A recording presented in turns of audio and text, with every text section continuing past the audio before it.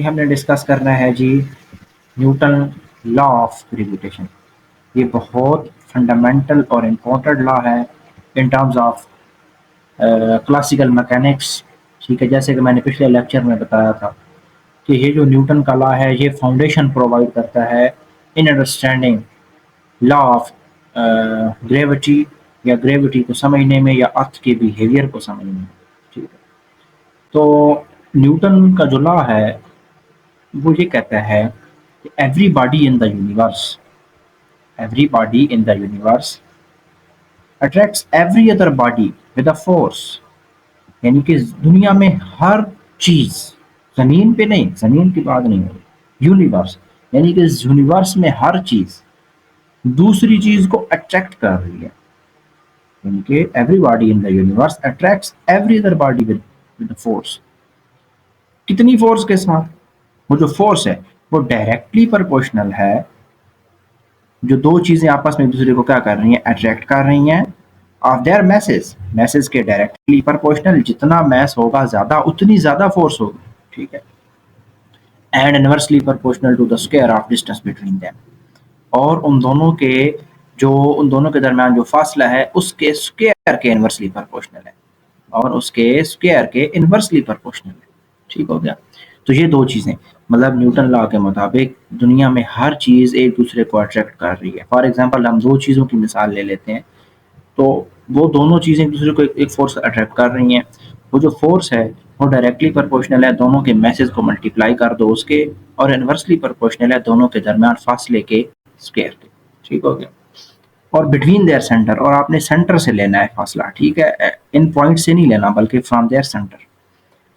The direction of force is along the line joining the particle. और जो direction होगी ना फोर्स की, वो जो लाइन ज्वाइनिंग दी पार्टिकल होगी वो होगी। अब इसको हम आगे जाके डिस्कस करते हैं इस चीज को। तो अगर हम मैग्नीट्यूड की बात करें, the magnitude of gravitational force F that two particle of mass m1 and m2 are separated by a distance r exert on each other is given by। तो ये आपके पास इसका मैग्नीट्यूड निकला है। वैसे ये बड़ी सिंपल है, आप इसको फार्मूलेट भी कर सकते हो कि F directly proportional to m1 m2 और F inversely proportional to r square. दोनों साइडें, अगर एक साइड बराबर है तो दोनों आप साइडें रिलेट कर सकते हो।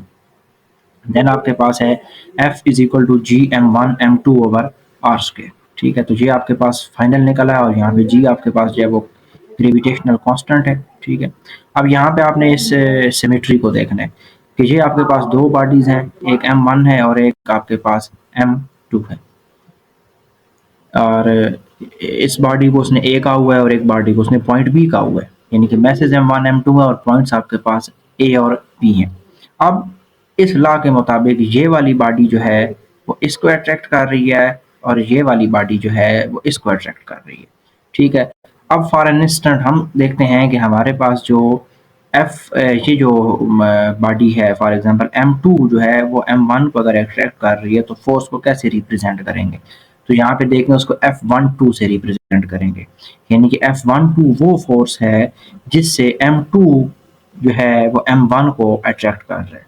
ठीक हो गया। और सिमिलरली जो F21 है ये वो फोर्स है जिससे जो बॉडी है वन जो है वो टू को क्या कर रही है, अट्रैक्ट कर रही है। F1 वो फोर्स है जिससे m2 m1 को अट्रैक्ट कर रही है, और F21 वो फोर्स है जिससे जो है m1 m2 को अट्रैक्ट कर रही है। सिंपल, इसको आगे पीछे उसने लिखा हुआ है।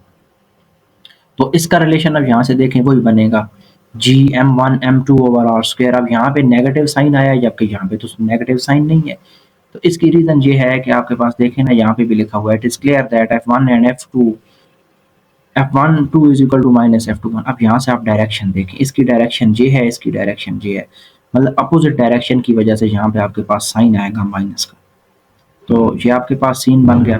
अब इसको आप इस तरीके से भी लिख सकते हो कि माइनस जी m1 m2 over r power 3 into r21। ठीक है, या फिर इसको मॉड की फॉर्म में भी आप लिख सकते हो। ठीक है, Here negative sign indicate that direction of, ये देखें ना, मैंने वही बताया कि जो डायरेक्शन है ना F12 is opposite to that of R21। अच्छा, अब R21 क्या है? R21 ये है, R21 आपके पास ये देखें ना। अब ऊपर फोर्स की डायरेक्शन उसने क्या बताई थी, ये है। जबकि जो डिस्टेंस है वो ये है, ठीक है। इसलिए ये अपोजिट है, ये और ये अपोजिट है, इसलिए आपके पास जो है वो नेगेटिव साइन आ रहा है। सिमिलरली F21 के लिए भी आपके पास जो केस होगा वो यही होगा, ठीक है। तो यहाँ पे आपके पास रिलेशन बन जाएगा जी GM1 M2 ओवर R21, और यहाँ से आप देख सकते हो कि जो F12 है वो इक्वल बट अपोजिट है F21 के, which is Newton third law of motion. इसको Newton third law of motion भी कहते हैं, जिसमें हमारे पास क्या होता है कि दो बॉडीज एक दूसरे को अट्रैक्ट कर रही हैं with a force which is directly proportional to their product of their masses and inversely proportional to the square of distance between them। Magnitude की फॉर्म में ये फार्मूला बना, देन फिर हमने इसको स्पेसिफिकली दो बॉडीज एक दूसरे पे कैसी फोर्स लगा रही हैं वो हमने F12 और F21 से देखा है। देन उसकी ये वेक्टर फॉर्म भी हमने लिख ली है, ये इसकी वेक्टर फॉर्म होती है, ये वेक्टर फॉर्म भी हमने इसकी लिख ली। तो इस तरीके से हम इसको क्या कर सकते हैं, यहाँ पे भी इस तरीके से हम इसको आराम से जो है वो रिप्रेजेंट कर सकते हैं। नेक्स्ट हम जो है इसकी जो कुछ लिमिटेशंस हैं या इसको किस तरीके से लिमिटाइज किया जाता है उसको हम जो है वो डिस्कस करेंगे।